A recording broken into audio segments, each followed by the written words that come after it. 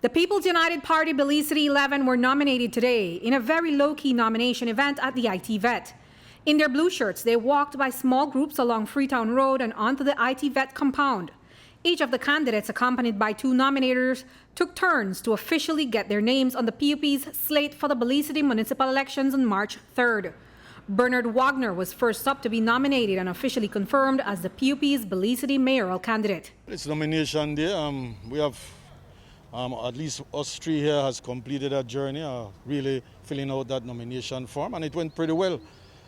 We are excited, and we did this 3 years ago, and we are overly excited this time around. But will Belize City residents trust Wagner with another term at the Belize City Hall? He believes so, despite the criticism that he and his team didn't live up to the expectations and deliverables over the past 3 years. So, how did he perform as mayor of Belize City from 2018 to 2021? We believe that the work we have put in as a city council in terms of the social infrastructure, in terms of physical infrastructure, all in a pandemic environment, I believe that in itself is success. We hear from residents that they feel that your council has been a disappointment in terms of delivering the needs of the city. Disappointment, it's how you define disappointment. The fact of the matter is that our council came under a UDP regime.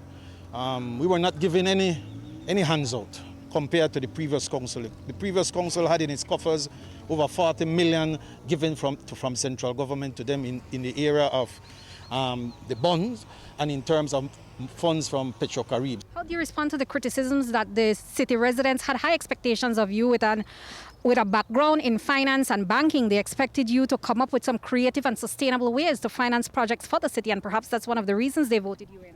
But listen, man, we were in a COVID pandemic. For 1 year, Mayor. For 1 year. But prior to that 1 year, we were well on our way to achieving most of our manifestos, which our manifesto, we have completed about 90% of it. The fact of the matter is that you cannot compare this current city council that was in for 2 years, 3 years, with the previous council who was there for 12 years. So Wagner says that their achievements, coupled with support from central government this time around, should make even more of an impact. The incumbent claims they were able to make good on 90% of their promises to city residents. We have done, in terms of physical infrastructure, over 60 plus streets, but we don't toot our horn on physical infrastructure. We toot our horn on activities that impact people's lives. On Albert Street, we did a super sale that attracted 80 business houses that drove economic development within the Albert Street area and within the city, which attracted 15,000 residents on a monthly basis.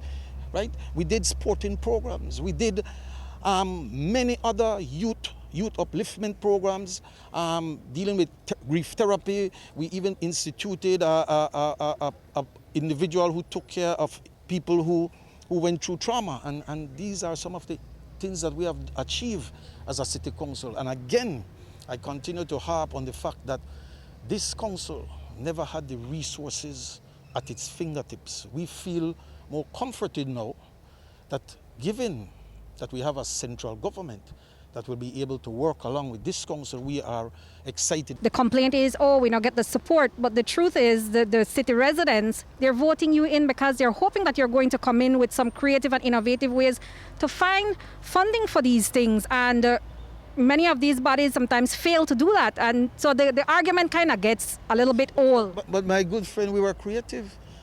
We were creative. Listen, we were in the throes of a pandemic, and we have not terminated not one of our staff. If you don't define that as success, if you will sit here and tell me that is not a measure of success, then you go and talk to the Belize tourism employees that were terminated. We will find out on March 3rd if city residents will return Wagner to City Hall, along with his team of 10 councillors made up of familiar and new faces hoping for a shot. Kayakatus is one of the most recognizable names in sports in Belize, and now this high achiever cyclist wants your vote as a P.U.P councilor candidate for Belize City. Katu serves as the acting national sports coordinator at the National Sports Council of Belize.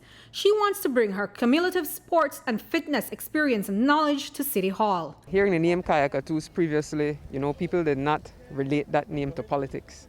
This name has been a household name due to my accolades and my accomplishments in sports, both at home and internationally. Now I want to transfer all this dedication, determination, the passion I have for my sports and for the champion that I have become to my political career. What platform are you running on, Kaya? What are some of the things you'd like to do once you get into office? Definitely my aim and objectives before going on this venture has been sports, healthy living, in that field, in that category of things, and definitely coming to the council, that is what I bring to the table.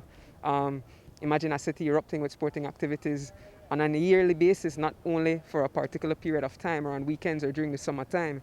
Imagine our residents being able to have access to exercise right within their constituencies. These are things that we plan to bring to the table. Rounding out the 10 councillors on the P.U.P's 2021 Municipal Slate in Belize City are returning councillor candidates Micah Gooden, Alan Pollard, Albert Vaughn, and Javier Castellanos, who are joined by newcomers Edmund Kwan, Michael Novello, Deanna Ricenia, Natasha Pipersberg, and Stephanie Hamilton. Reporting for News 5, I'm Andrea Polanco.